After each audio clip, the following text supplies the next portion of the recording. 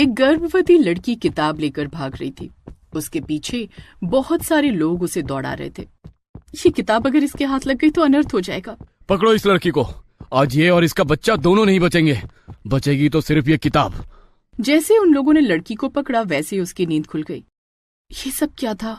मैंने सपने में खुद को देखा, लेकिन ऐसा तो मेरे साथ मेरी जिंदगी में कभी नहीं हुआ। खैर, सरिता ने खुद को संभाला तभी उसके पेट से एक आवाज आई। माँ, मैं वापस आऊंगा, जल्द आऊंगा माँ। ये आवाज तो मेरे पेट से आ रही है, कौन है? आखिर वो बच्चा कौन था, उसे ऐसा सपना क्यों आया, ये सब जानने के लिए हमें कहानी में थोड़ा पीछे चलना होगा। एक रोज गांव वाले अपने बच्चों के साथ 65 साल के सरपंच की हवेली पहुंचे। सरपंच जी, हम गांव वाले इतने अमीर नहीं है कि अपने बच्चों को शहर में पढ़ा सके। हमारे गांव का एक सरकारी स्कूल है, उसमें कोई पढ़ाने ही नहीं आता। सरपंच होने के बावजूद भी आप हमारे बच्चों के लिए कुछ नहीं कर रहे। क्या करे अम्मा, हमारा गांव इतना पिछड़ा है कि कोई भी टीचर यहाँ पढ़ाने को तैयार ही नहीं है। हमारा गांव पिछड़ा है, इसमें आपकी ही तो गलती है सरपंच जी। 20 साल की उम्र में आप इस गांव के सरपंच बन गए थे और आज तक आप ही चुनाव जीतते आ रहे हैं। पता नहीं कैसे, फिर भी ये गांव पिछड़ा हुआ क्यों है? सरपंच का चेहरा गुस्से से लाल हो गया, लेकिन फिर भी उसने अपने गुस्से को कंट्रोल किया और कहा, चिंता मत करो, मैं किसी टीचर की व्यवस्था करता हूँ। गांव वाले वहां से चले गए। रात में सरपंच सो रहा था।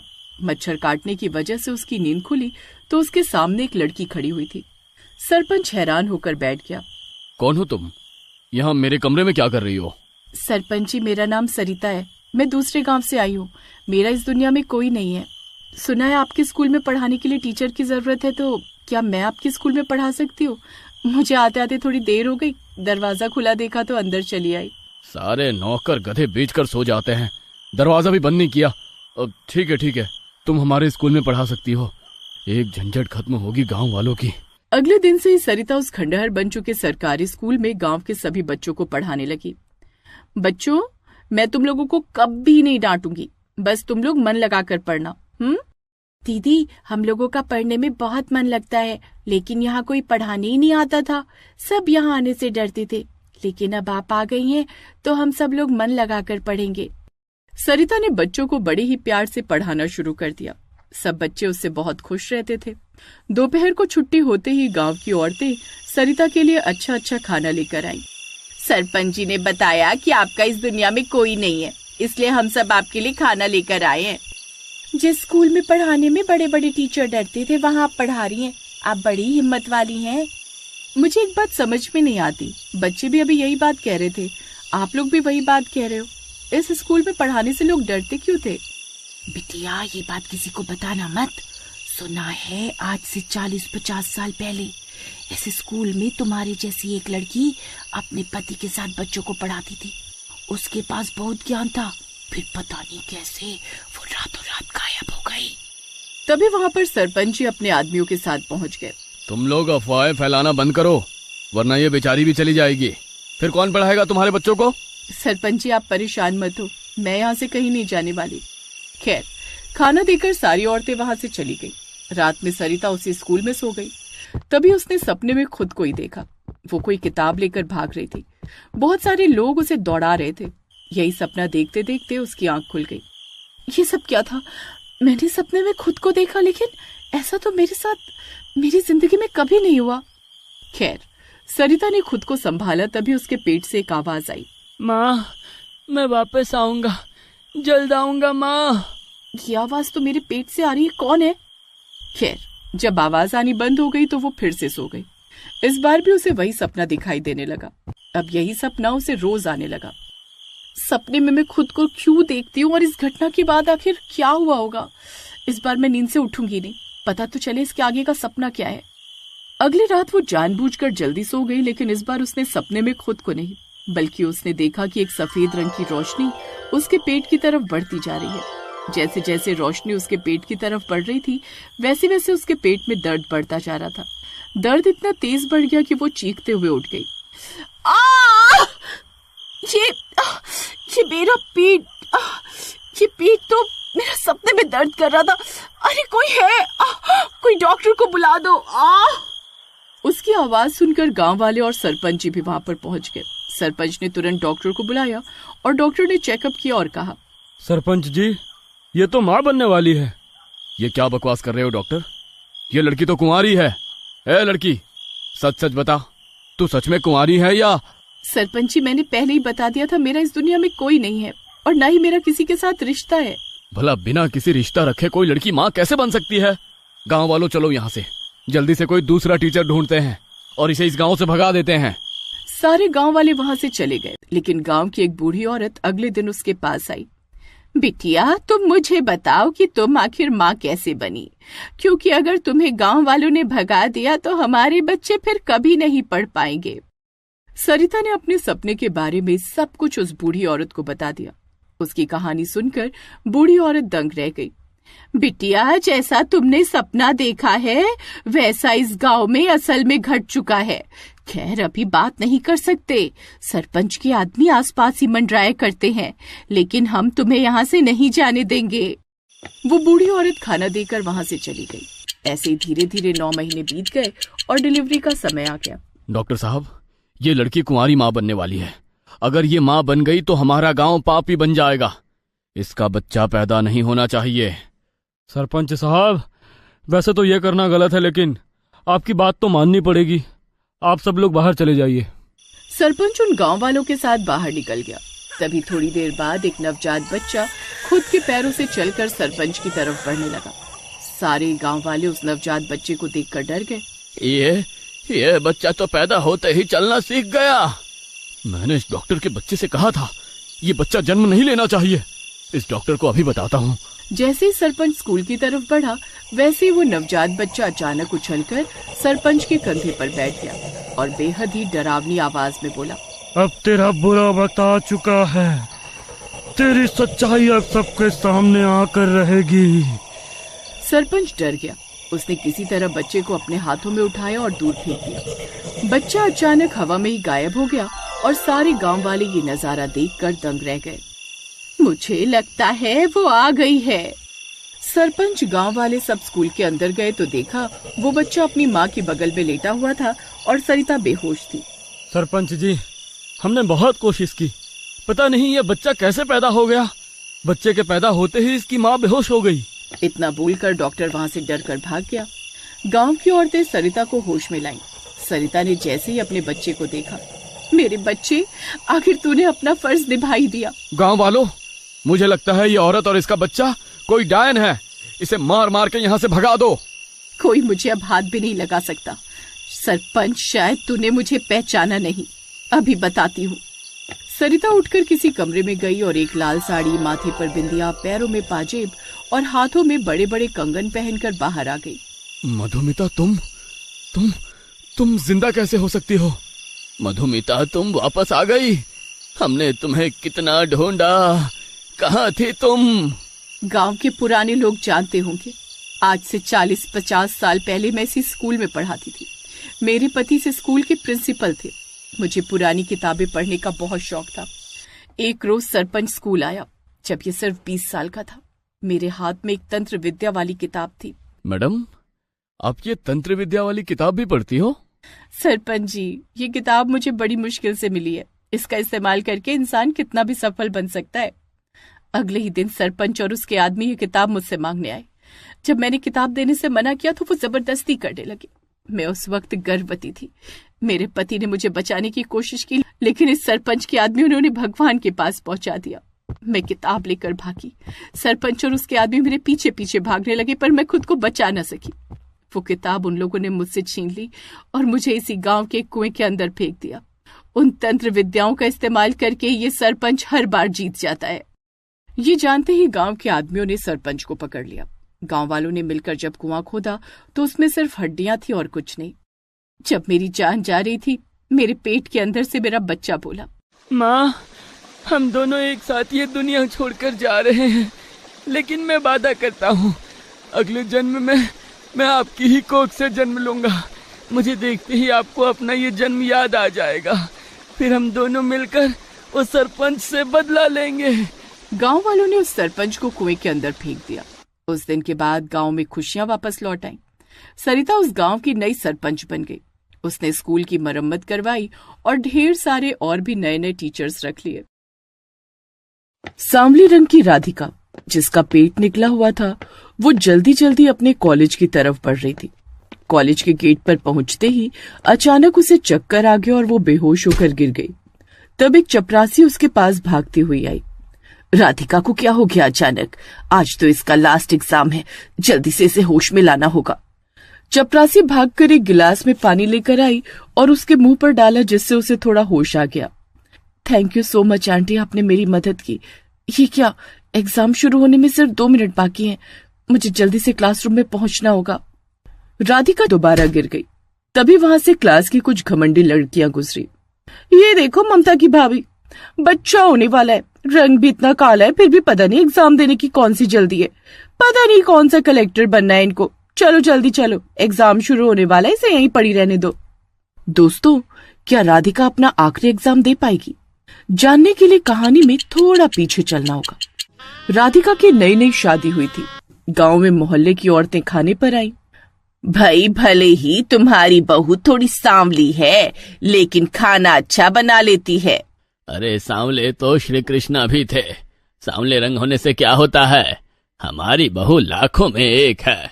इतना भी उसे अभी से सर पर मत चढ़ाओ, वरना हमारे सर पर चढ़कर डांस करेगी। तभी वहां पर उसकी 3 गोरी ननद पायल, ज्योति और राधा आ गई। माँ बिल्कुल सही कह रही है पिताजी, हमें तो भाभी बिल्कुल भी पसंद नहीं। उसका पति बेचारा आदित्य अपनी बीवी का चेहरा देखकर दुखी हो रहा था। अरे चलो ज्यादा बहस मत करो, चुपचाप बैठकर खाना खाओ। हमें ये खाना नहीं खाना। जब शक्ल इतनी बदसूरत है तो खाना भी ढंग का नहीं बनाया होगा। हम तीनों जा रहे बाहर दोस्तों के साथ चिल मारने। राधिका की तीनों नंदे छोटे छोटे कपड़े पहनकर बाहर निकल गई। बाहर BMW कार में उसकी सहेलियां मिली। उसमें 3 लड़के भी बैठे थे, जो कि तीनों नंदों के बॉयफ्रेंड थे। यार, तेरे भाई की शादी क्या हो गई? तू तो लेट में आने लगी। पायल, तुम आज बहुत खूबसूरत लग रही हो। तो सिर्फ अपनी वाली की ही तारीफ करेगा। मेरी ज्योति को देख, सबसे खूबसूरत लग रही है। तुम लोगों का हो गया हो तो मैं भी अपनी होने वाली की तारीफ कर दूं। राधा तो बिल्कुल कहर ढा रही है, पटाखा लग रही है बिल्कुल। राघव, ज्यादा ओवर एक्टिंग करने की जरूरत नहीं है। मुझे पता है तुम लोग हमारी तारीफ क्यों कर रहे हो। चलो कैफे चलते हैं। तीनों उनके साथ कैफे के लिए निकल गई। धीरे धीरे रात हो गई, लेकिन वो तीनों घर नहीं आई। इधर राधिका और आदित्य की आज सुहाग रात थी। राधिका, मेरी बहनें और तुम एक ही कॉलेज में पढ़ती हो ना, फिर भी तुम उनसे आज तक दोस्ती नहीं कर पाई। मैं तो सबसे प्यार से ही बात करती हूँ। मुझे ये समझ में नहीं आता कि अगर मैं सच में खूबसूरत नहीं हूँ तो ये लोग मुझसे जलते क्यों हैं? क्योंकि तुम दिल से भी अच्छी हो और पढ़ाई लिखाई में भी उनसे कहीं आगे हो। खैर, उन लोगों ने सुहाग रात मनाई और सो गए, लेकिन अभी भी उसकी तीनों नंदे नहीं आई थी। राधिका बालकनी में जाकर टहलने लगी। तभी उसने देखा कि 3 मुश्तंडे अपनी अपनी बाइक पर उसकी तीनों नंदों को छोड़ने आए। ये तीनों तो वही लफंगे हैं जो हमारे कॉलेज के चारों तरफ चक्कर लगाया करते हैं। चलो कल कॉलेज में मिलते हैं। ओके पायल, कल मिलते हैं। उन तीनों लड़कों ने अपनी अपनी गर्लफ्रेंड को गले लगाया और वहां से चले गए। तीनों घर के अंदर आई और चुपचाप सो गई। अगली सुबह ज्योति, पायल, राधा, तुम तीनों बहुत लेट में आई थी कल रात। और वो तीनों लड़के कौन थे? भाभी, आज तक हमारे माँ बाप ने हमसे ये सवाल नहीं किया। आप कौन होती हमसे पूछने वाली हैं? देखो पायल, प्यार करने में कोई बुराई नहीं है, लेकिन उन तीनों लड़कों को मैं अच्छी तरह जानती हूँ। वो तीनों लफंगे हैं। हर वक्त हमारे कॉलेज के इर्द गिर्द ही घुमा करते हैं लड़कियों के चक्कर में। बहू बिल्कुल सही कह रही होगी। तुमको तो हर वक्त हमारी बेटियों की ही गलती नजर आती है। चुपचाप नाश्ता करने दो, इन्हें कॉलेज जाना है।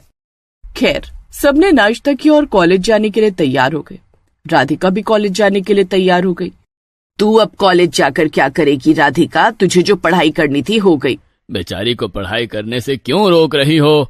बहू तुम जाओ। अरे जाने दो माँ, भाभी को कॉलेज जाने दो।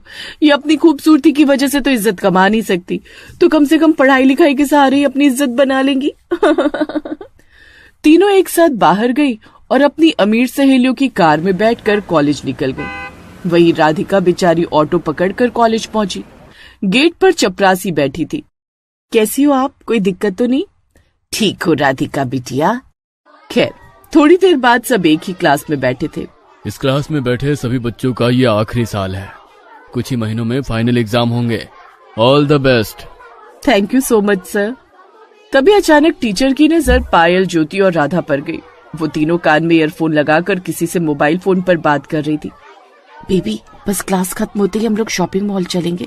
यार, मैं कब से तुम्हारे कॉलेज के बाहर खड़ा हूँ। अरे यार, हमारा टीचर बहुत पका रहा है, बस थोड़ी देर और पक लूं फिर आती हूँ।